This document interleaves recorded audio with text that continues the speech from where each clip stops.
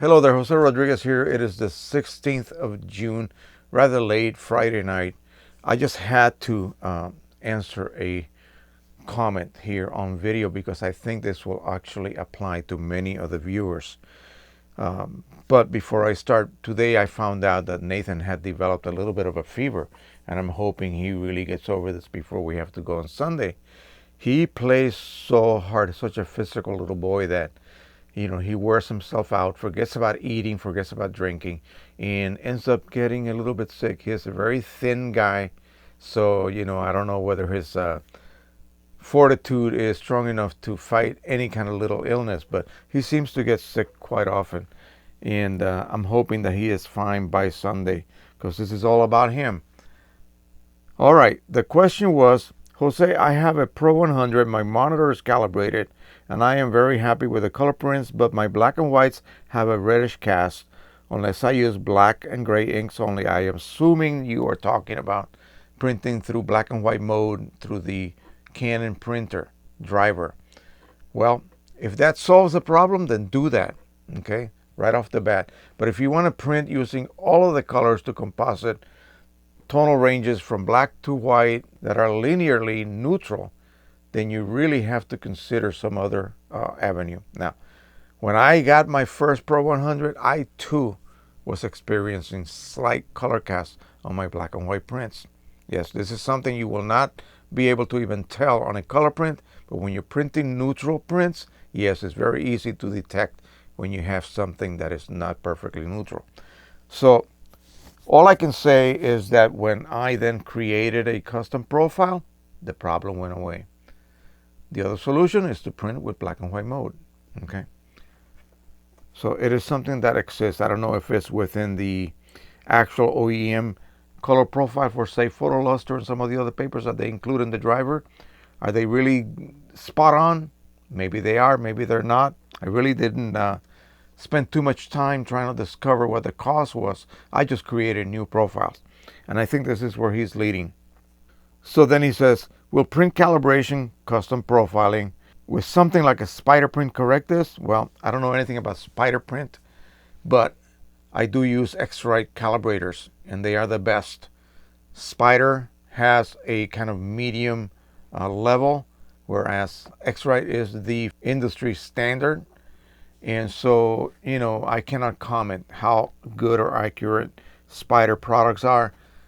People that use them and have gone over to X-Rite have stated that X-Rite is better. But again, I'm not gonna, tell you one or the other because I'm not qualified to do so. Anyway, so just curious, but if I use a spider print or color monkey and made a profile, then use that profile to print the original target and then pass it through spider print or color monkey again, would they indicate a perfect print? See, I think you don't have the process down, or you're not understanding how the process works. If I understand this correctly, you are asking that you want to print some targets through a profile that you previously made. No, you cannot do that. You have to print one set of targets without any control from any source. So you're going to tell your printer driver not to control color. Then if you're using the color monkey, you will generate your target, print it, and that target along, I assume the same way with a spider print, you will generate a target and print it, and then that will then allow you to determine with that scanner, the puck, the color monkey, the spider print, whatever you're using, that spectrophotometer or colorimeter will allow you to scan each one of those patches. And then you can determine how much they deviate from the original value that was sent to it. So what you're trying to do, you're trying to create a condition where the values that are sent to the printer are being reproduced correctly, okay? So that when you scan them and you get the numbers from those scans, they match what the original value was. More often than not, of course, they will not. They will differ one way or another. And so they will stray this way or that way, and you want to know how much they are straying off of the actual value. And then the profiler software will create a LUT, a lookup table, that will then instruct the driver how to adjust to be able to then correctly reproduce those tonal values that were used to create that chart. Once you have established that, then that same information will then apply to images that you try to print. Color values will be printed according to that LUT, that lookup table. And then you will have as accurate a reproduction of that image as you can possibly have. There are limitations, of course. So you cannot do what you're asking to do, is what I'm trying to say. I also saw a B&H photo video with an Epson rep, and he said that using a color monkey would not result in a better profile on Epson paper because Epson profiles are made with 4,000 color targets. He said your printer wouldn't have a variance that would make up that difference. Your thoughts on this? Well, it all depends. All ICC profiles are not perfect, even Epson's. So yeah, of course the rep is going to say that. But let me tell you, I have looked at 3D gamut volume scans of my profiles compared to Canon's and Epson's, and I always have a little bit more gamut volume. In other words, I'm able to reproduce a little bit more of the gamut bubble, meaning that I can get some colors that are maybe outside that bubble when you actually use the Epson or Canon. Why is that? They are creating a profile which then has to be slightly watered down so that it includes every variance of that particular model. A million Pro 3800, 3880s, R3000s, P800s, P600s, all of those millions of P600s, P800s, they are not identical. They have differences. So that profile has to be able to encompass the differences. So when I make a profile, I get more detail on the deepest shadows. I get more detail on the highest or brightest highlights. Yes, I do. Okay.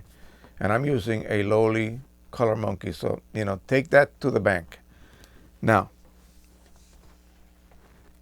when it comes to the original problem, which was having that slight color cast, making your own profile with your own printer, your own paper batch, and your own ink batch, that will solve the problem. But it will only solve the problem for that particular batch of paper and ink. You may get a different batch, and if it came from the same lot, you're good to go.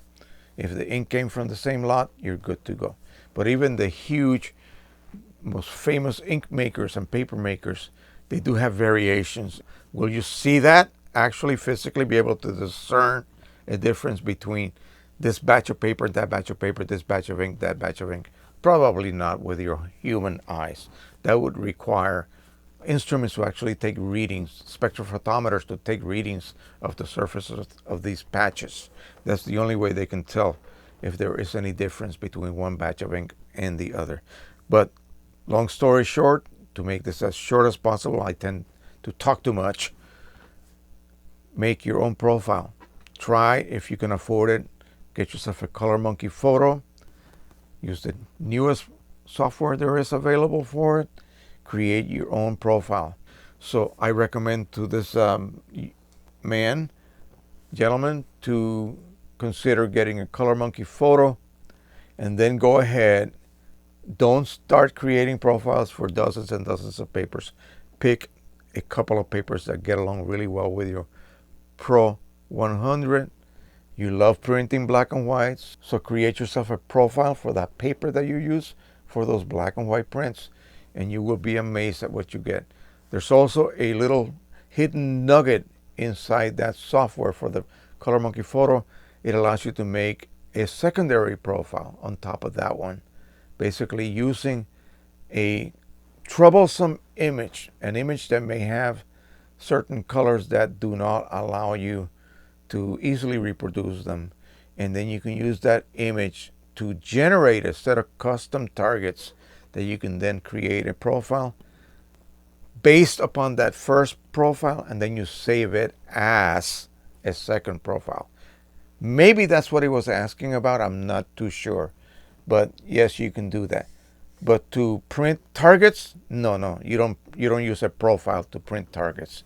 You have to have absolutely no control by any of the entities involved, neither the driver, neither the Photoshop, Lightroom, QImage. Nobody can interfere with the printing of color patches, okay, the initial set of color patches. I'm really, really sleepy, and I hope I made sense when I was trying to explain this. So anyway, I will leave you now. I'm going to go upstairs and put eye drops on my eyes, get ready for bed. Tomorrow we have a busy day. I have a mini club meeting. This is where we do our miniatures. My house is almost done. It's about that big. And I will show you guys that, just so you guys that are maybe a little bit curious as to what the hell is Joe doing making miniatures, then you can see what I'm talking about. All right, then after that, we're going to go out to dinner with the family, then get a night's rest and get ready for our trip.